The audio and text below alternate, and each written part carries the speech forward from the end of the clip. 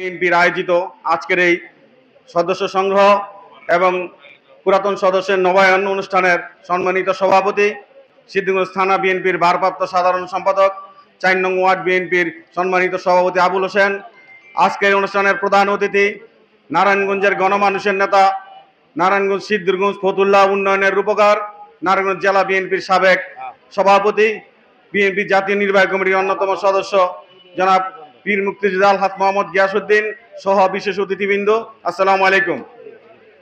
আমি আজকে এই ৪ নং ওয়ার্ডের যারা উপস্থিত হয়েছেন সাংবাদিক ভাইদের দৃষ্টি আকর্ষণ করছি।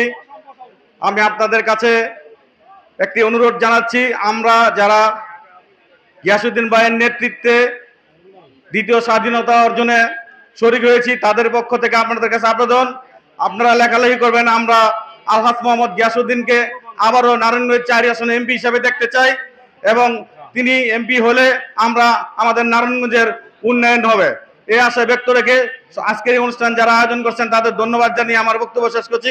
আসসালামু আলাইকুম।